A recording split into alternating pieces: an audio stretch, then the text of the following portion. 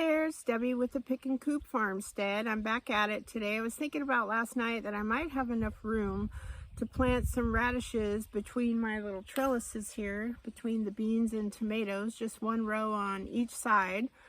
And I thought I'd bring you along with me. I have two types of radishes. I've got the early scarlet globe, which is a red radish.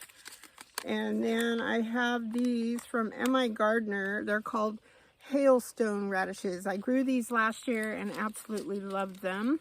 Gabby and I both planted these, so I thought I'd bring you along and we'll plant these up and see how it goes.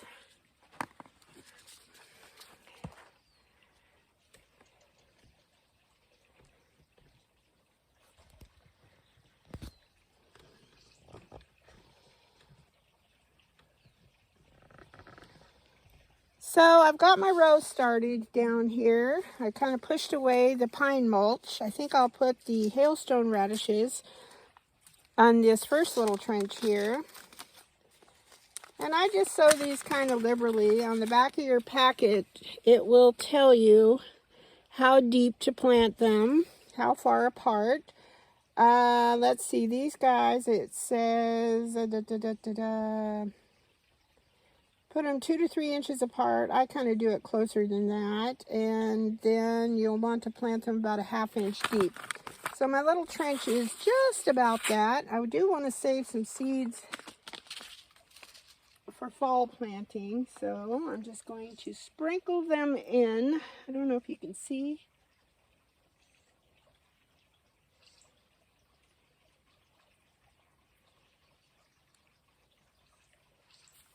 Cover the little guys up with mulch. I'm going to sprinkle them before I mulch them in. I'll put some on the other side. Then I'll bring you along over to this side of the bed. And then I'm going to pry apart my mulch. Make a little trench. These guys only take about 3 weeks to mature, so by that time the tomatoes won't be big enough to where they will shade them out.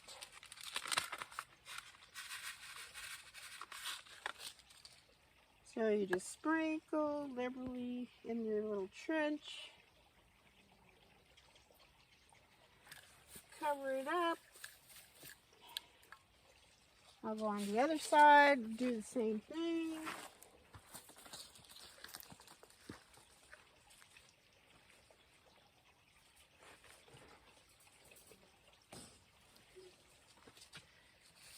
Trench.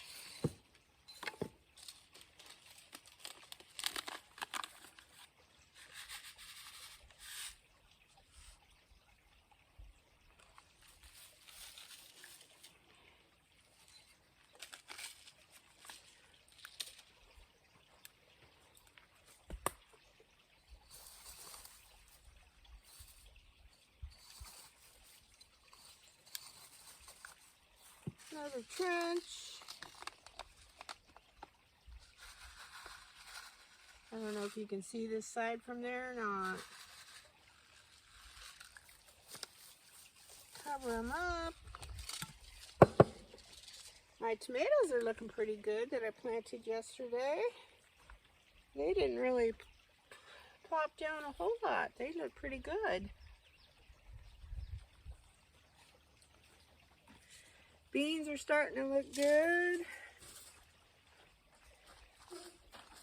I'll give you a garden overview here in just a second.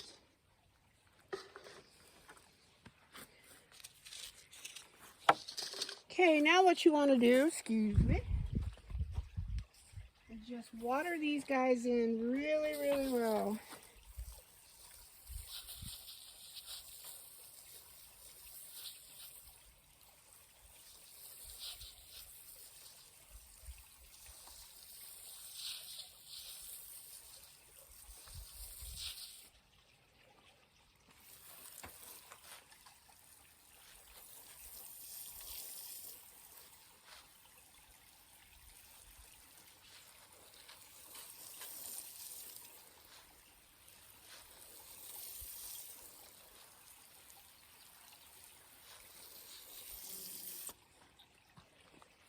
Put a little more water on.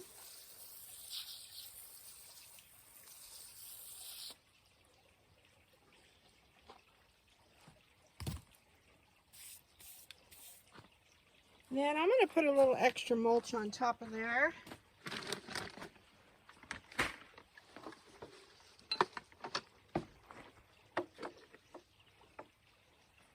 Just to keep them moist as long as I can.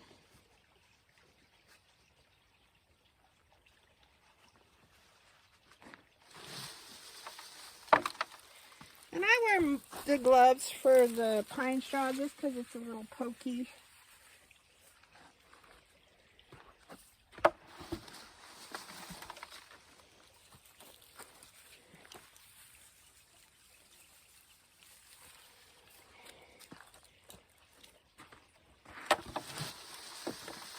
Almost time to go get myself another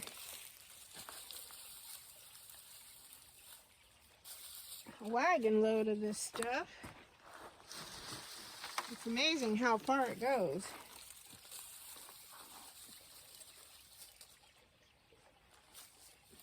Okay, and then I want to water over the top of the mulch just to give it some extra moisture, especially when you're trying to germinate direct sown seeds.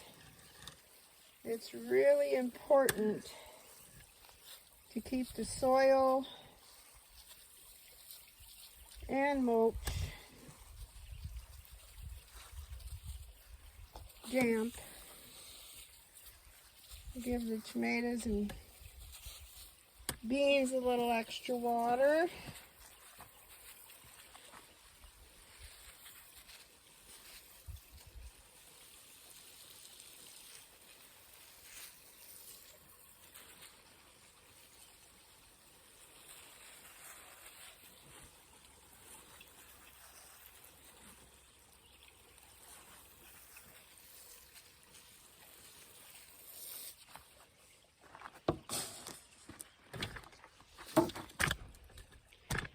Hang on.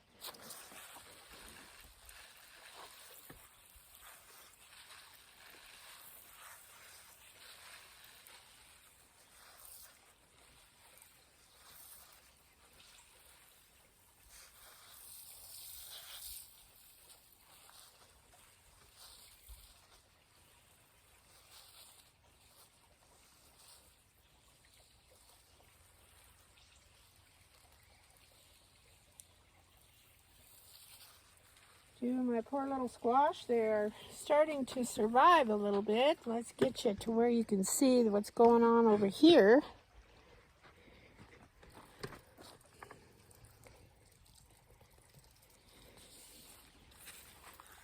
I got some zinnia squash.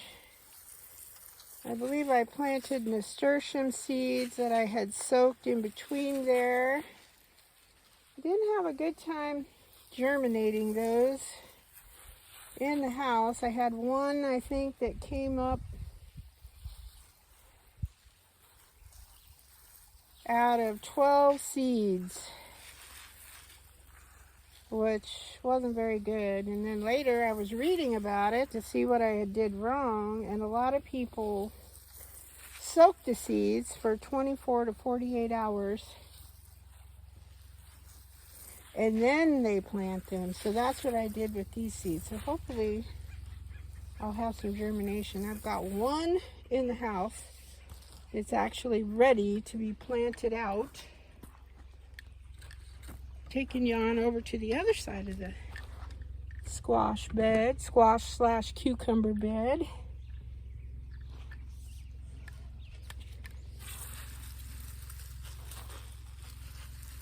Soak these guys really good. So next year, my goal, once we get all our beds in, that is the hard part, at least I think, we will concentrate on putting in a drip irrigation system here and put a timer on it, which will make it nice. Especially we have a fifth wheel. We like to go over to the coast at least once a summer, get out of the heat, have some fun, have some yummy fish and chips and clam chowder. Look at the elk, the Roosevelt elk. We go over to elk country. It's over there between Trinidad and Crescent City. It's a fun place to go, just an RV park. We usually take our granddaughter, she loves it too. And then now I'm going to come on down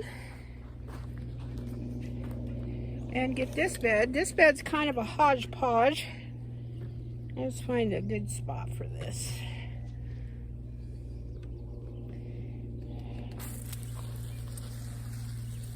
And we've got some amaranth, lettuce. I got my parsley still hanging in there. Then my cilantro, as I suspected, did die. But I planted some seeds in there.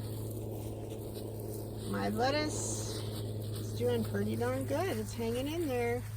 I got speckled lettuce and I can't remember what the other lettuce is, but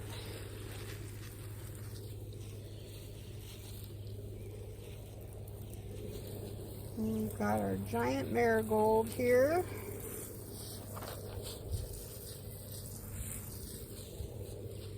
More lettuce. And I've got a chamomile. Some zinnias. And then I planted, I think, some nasturtiums in between there. So it looks kind of sparse, but once everything starts growing, it'll really, really take off. Got a lot of heat coming. And I fertilized this soil pretty well with my chicken manure. Plus, I fertilized each hole before I put this stuff in.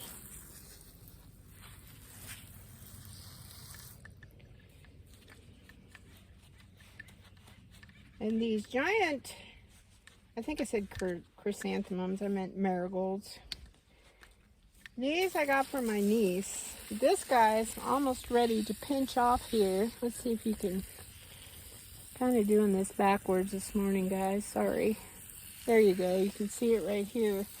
Waiting for it to completely dry up, and I'm going to save seeds from that. I did buy marigold seeds, but I think they were one of my Dollar Tree purchases, and they didn't fare very well.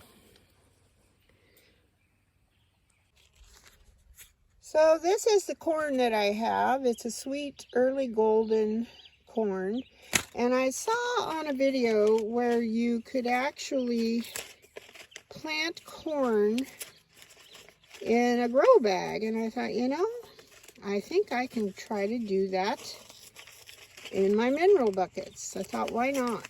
That's how I got the idea for the garlic, and it seems to be doing amazing. How big my heads will be, I do not know. So what I want to do is push back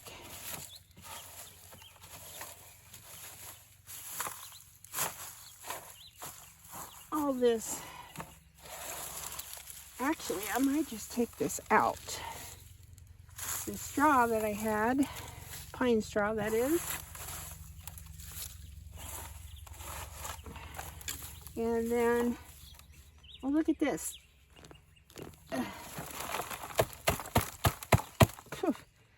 Sweet potato.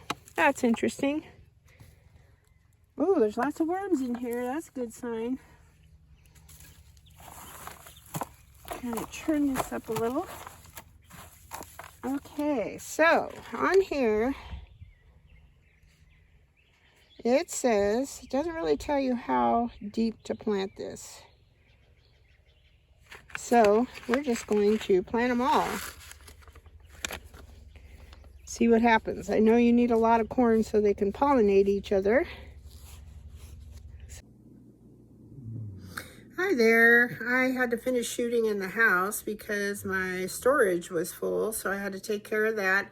But I'm all done, and thanks a lot for coming along with me to water and plant yet some more seeds out in the garden. I hope the sun is shining where you are today, and I hope you have a great day. Bye-bye.